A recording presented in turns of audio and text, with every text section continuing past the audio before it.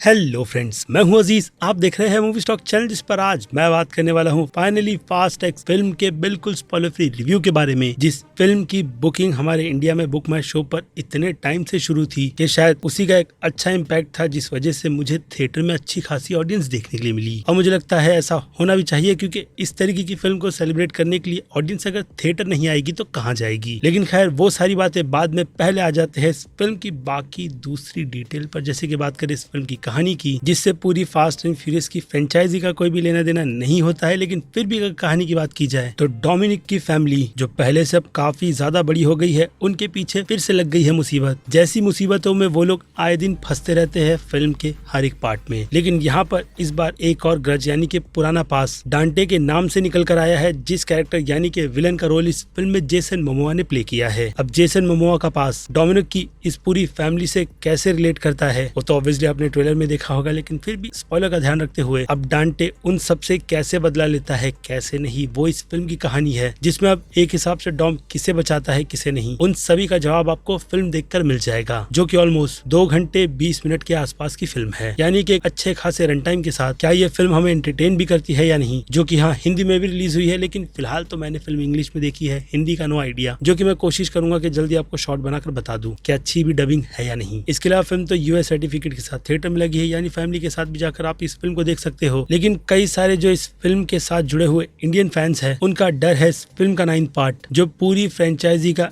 इतना बेकार पार्ट है कि अब इस फ्रेंचाइजी से भी डर लग रहा है ऑब्वियसली लोगों को कि क्या वो लोग अपने पैसे खर्च कर इस फिल्म के अगले यानी कि 10th पार्ट को थिएटर में देखने जाए भी या नहीं। क्योंकि अगर देखा जाए तो विन डीजल की कंफर्मेशन के अकॉर्डिंग ये फिल्म फास्ट 5 की सागा को एंड करने की राह पर बढ़ चुकी है, जिसका ऑब्वियसली ये पहला पार्ट है। लेकिन यूनिवर्सल वालों की तरफ से 2 पार्ट की कमिटमेंट की गई थी और विन डीजल ने 3 की बताई है। तो देखते हैं क्या ये जर्नी ट्रिलॉजी में या फिर दूसरे पार्ट में ही खत्म होती है या नहीं, जिसके चांसेस तो मुझे ना के बराबर लगते हैं। और फिर इससे हटकर वही इंट्रो निकल कर आएगा, और मेरी छोटी मोटी सी रिक्वेस्ट भी, जो कि है चैनल को सब्सक्राइब, वीडियो को लाइक और शेयर करने की।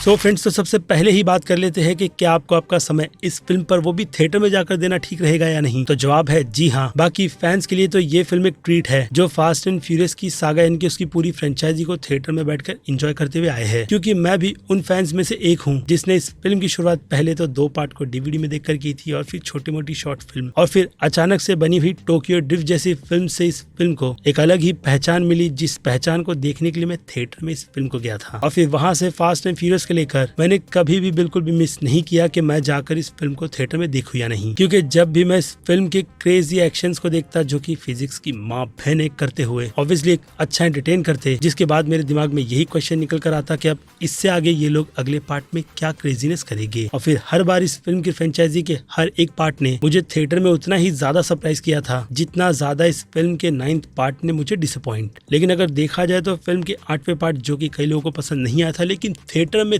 जब हाउसफुल था तभी इस फिल्म को देख करके मैंने वहां पर अच्छा खासा सेलिब्रेट किया था। और हाँ, उस पूरी ऑडियंस ने भी, जो कमी मुझे इस फिल्म के आगे 9th पार्ट में लगी थी, क्योंकि लिटरली वो पार्ट हमें हिसाब से इतना ज्यादा बोर करता है, जिसकी कहानी का भी कोई सर पैर नहीं बनता, और ना ही दिखाए गए कैरेक्टर्स यानी कि जॉन सीना का। लेकिन अब यहाँ पर इन सारी की सारी फीडबैक को लेकर प्रेजेंटेशन जो स्टूडियो ने यहाँ पर इस फिल्म की पूरी फ्रेंचाइजी के इस पार्ट को लेकर क्रिएट की है, आई मीन अपग्रेड की है, वो इतनी ज्यादा अच्छी है कि मैं आपको डेफिनेटली कहूंगा कि इस बार उन्होंने पूरी फिल्म को सुधारते हुए, हाँ, फिजिक्स, ये सारी चीजें और क्रिटिक्स की राय को तो बदली नहीं जा सकती, लेकिन फिर भी हम फैंस के लिए ये फिल्म एक ऐसी जर्नी है जो कि एक शुरुआत बहुत ही परफेक्ट तरीके से रखती है। इनफैक्ट अगर इस फिल्म को अगर हम कंपेयर इन्फिनिटी वॉर जैसी फिल्म से भी करें तो बात गलत नहीं होगी, जिसका रीजन मैं अभी ही दे देता हूँ, वरना मार्वल फैंस आकर मेरी बुच मार देंगे। वेल, तो ये है एक ऐसा क्लिफ हैंगर जहाँ पर ये फिल्म आधे में ही दी एंड कर देती है, वो भी एक ऐसी चीजों को दिखाकर कि अब आगे होगा क्या और उसके लिए हमें कितना वेट करना है। तो आप सोच ही सकते हो कि इस फिल्म का क्लिफ हैंगर एक अच्छी स्टोरी को दिखाकर आधे में जब खत्म होगा तो आपका थिएटर में बैठकर हाल क्या होगा। यानी कि सोचने पर यह फिल्म मजबूर करेगी कि कहानी को ऐसे क्यों खत्म किया। इसके अलावा इस फिल्म में एक मिड क्रेडिट सीन, जो कि रैप वालों ने पहले ही स्पॉइल कर बैंड बजा दी, जिससे हाँ, हम सभी के सभी बहुत ही ज्यादा डिसअपॉइंट है, लेकिन फिर भी उसे थिएटर में देखने का अपना ही एक मजा है। और इसके अलावा जो चीज स्पॉइल नहीं हुई है, इंटरनेट से दूर रहो, तो वो है कुछ और 2-3 कैमियोस, जिनमें से एक को देख करके दिल खुश होता है, तो दूसरे को कभी देखकर ऐसा लगता है कि भाई इसकी क्या जरूरत थी, और एक सीन को देख करके अंदर से खुशी निकल कर आती है। वेल, स्पॉइलर के चलते ज्यादा नहीं बोल सकते, लेकिन फिर भी खुशी निकल कर आती है कि हाँ, उन्होंने ये चीज कर दी है। क्योंकि अगेन इस यूनिवर्स में अब ऐसी प्रेजेंटेशन के साथ अगर कोई एक्टर मरेगा वो तो बेवकूफी ही कहलाएगी। यानी कि क्रेजीनेस की ये राइड शुरुआत एक काफी अच्छे एक्शन, जो कि आपने ट्रेलर में भी देखा होगा, दिखाकर शुरू की जाती है और फिर आगे ऐसी ही क्रेजीनेस इस फिल्म में हमें सरप्राइज पे सरप्राइज करती हुई चली जाती है। क्योंकि इतने क्रेजी एक्शन के बाद आप सोचते हो कि भाई इससे ज्यादा क्या दिखाया जाएगा, और फिर अगला सीक्वेंस, उसके बाद अगला सीक्वेंस, कई सारी चीजें हमारे सामने भाई फिजिक्स की माँ बहन करवाता है। और फिर बात करें एक्टर्स की परफॉर्मेंस की तो वो ठीक ठाक ही है, लेकिन चार चांद लगाने का काम किया है जेसन मोमोआ ने, जिन्हें कई लोगों ने जोकर के साथ भी कंपेयर किया है, लेकिन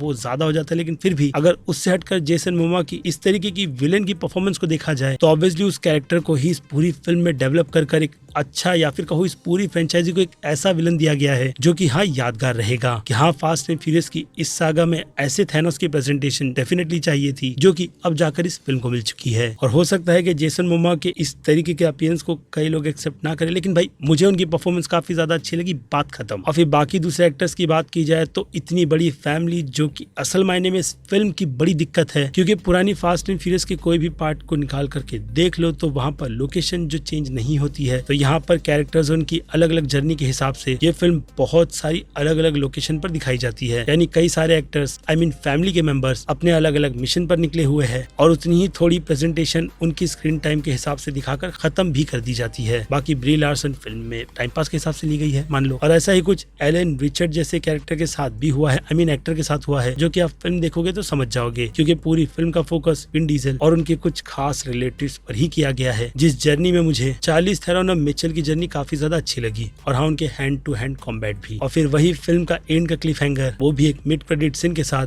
आने वाली ऐसी उम्मीद देकर जाता है कि फास्ट एंड फ्यूरियस के सागा की ये काफी महंगी बजट की बनाई गई फिल्म आगे और कितने ज्यादा नेक्स्ट लेवल पर जा सकती है। क्योंकि जैसे कि मैंने कहा, बिगनिंग की उस राह पर ये तो बस एक शुरुआत है और एक क्लिफ हैंगर, वो कहते हैं ना कि ब्रेक लगाने का काम करता है। और अब जबकि इतने बड़े बजट में बनी हुई ये फिल्म, जो कि 340 मिलियन में बनाई गई है, तो उसमें कई सारे एक्शन की प्रेजेंटेशन अच्छी है, लेकिन कहीं कहीं पर CGI और हाँ VFX भी बहुत ही बुरी तरीके से मार खाते हैं। बट जो भी हो, फिल्म के डायरेक्टर लुइस लेटवेल ने इस फिल्म को डायरेक्ट कर फिर से बता दिया है कि इस तरीके की मास एंटरटेनमेंट फिल्म बनाने में वो उस्ताद है। और अब मैं उनकी ऐसे ही डायरेक्शन के साथ इस फिल्म की कंटिन्यूएशन चाहता हूँ, जो कि मुझे लगता है कि एक हिसाब से उन्हें मिल भी गई है। और हाँ, एक और चीज याद आई है, और वो है जॉन सीना का कैरेक्टर, जो हमें पहले बिल्कुल भी पसंद नहीं आया था, लेकिन ये फिल्म उस पूरे कैरेक्टर को बदल कर जिस तरीके से प्रेजेंटेशन हमें देती है, वो तो आपको पीस मेकर के कैरेक्टर की याद दिलाएगी। यानी वहाँ पर जॉन सीना ने उस कैरेक्टर को प्ले करते हुए जितना फन और हमें सरप्राइज किया था, यहाँ पर भी उनकी प्रेजेंटेशन अपनी छाप छोड़ने में कामयाब हुई है। लेकिन डॉम के बच्चे से लोगों का मर्डर करवाना, यार वो छोटा बच्चा है। खैर, तो सिलीनेस से तो ये फिल्म भरी ही हुई है, जो कि आते जाते फिजिक्स को वो कहते हैं ना क्लास में जैसे टप्पू मारते वही करती है। इसलिए अब मुझे लगता है कि उससे हटकर सीधे बात कर ले इस फिल्म की रेटिंग्स पर, तो नो डाउट एक्शन के लिए ये फिल्म 5 में से 4 स्टार ले जाएगी, जिसे तो मैं डेफिनेटली जाके 4DX में भी देखकर एंजॉय करूंगा। और फिर बात रही फिल्म की कॉमेडी की, तो हाँ, उसमें टाइली गिब्सन के साथ साथ अब जेसन मोमोआ भी शामिल है, जिन दोनों के कॉमेडी के इस बैलेंस को मिलाकर ये फिल्म इस कॉमेडी की कैटेगरी में 3 स्टार ले जाएगी। और बात रही ड्रामा की, तो जेसन मोमोआ को फिट करने के लिए इस फिल्म ने पास्ट और प्रेजेंट के साथ जिस तरीके से खेला है और एक अच्छी स्टोरी जो आगे बढ़ती है, तो उस हिसाब से नो डाउट इस जॉनर को भी 5 में से 3 स्टार तो मिलना ही चाहिए। जिसके बाद बात की जाए फिल्म के सस्पेंस की, तो 5 में से 1.5 स्टार हाँ, ऐसी काफी प्रेडिक्टेबल फिल्म के लिए ठीक रहेगी। क्योंकि कुछ एक्शंस जब वो कहते हैं ना यहाँ तक पहुंच जाते हैं, तो हमें लगता है कि ये कैरेक्टर मर जाएगा या फिर वो कैरेक्टर, तो इस तरीके की धक धक फिल्में चलती है। और आगे आने वाले छोटे मोटे ट्विस्ट एंड टर्न्स भी, जो कि अगेन आपको फिल्म देखकर पता चल जाएगा। और फिर उसके बाद बात करें फिल्म के सिर्फ और सिर्फ थ्रिल की, तो वो एक्शन के जरिए ही क्रिएट किए गए हैं, जो अगेन बड़ी स्क्रीन पर काफी ज्यादा राहत दिलाते हैं। तो उस हिसाब से ये कैटेगरी 2.5 स्टार लेगी। जिसके बाद बात की जाए मास ऑडियंस की, तो नो डाउट मास ऑडियंस के लिए ये फुल्ली पैसा वसूल फिल्म है, जो कि उन्हें ये फिल्म किसी भी एंगल से बोर नहीं करेगी। यानी A+ की रेटिंग मास ऑडियंस की तरफ से तो डेफिनेटली इस फिल्म के लिए बनती है। बाकी बात करें क्रिटिक्स की, तो क्रिटिक्स का प्यार इस फिल्म की फ्रेंचाइजी को कभी भी नहीं मिलता, इसलिए इस बार भी वो प्यार नहीं मिला है जिस हिसाब से क्रिटिक्स इस फिल्म को B- की कैटेगरी में रखेंगे। लेकिन मैंने जितना इस फिल्म के 8वें पार्ट को थिएटर में एंजॉय किया था, तो वो फिल्म मेरे लिए A- की कैटेगरी की फिल्म है। तो वहीं पर बात की जाए फास्ट X की, तो ये फिल्म उस लेवल पर नहीं लेकिन B+ की कैटेगरी तो डिजर्व ही करती है। यानी कि एक अच्छी या फिर कहूँ काफी अच्छी टाइम पास सी फिल्म, जो कि अगर आप चाहो तो अपने खास करके दोस्तों और फैमिली के साथ बैठकर देख सकते हो। लेकिन फिर से कहूंगा थिएटर एक्सपीरियंस के लिए, जिस पर मैंने अपना पर्सनल ओपिनियन आपको दे दिया है कि मुझे पर्सनली ये फिल्म थिएटर में देखने के बाद कैसी लगी है। बाकी अब फिर क्या बनती है आपकी राय, जो आप मुझे कमेंट सेक्शन में लिखकर बता सकते हैं। क्योंकि अब वक्त है छोटी सी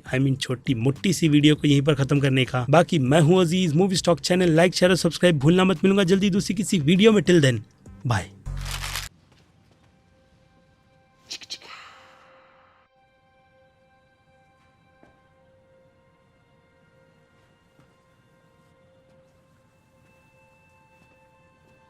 You're still here. It's over. Go home.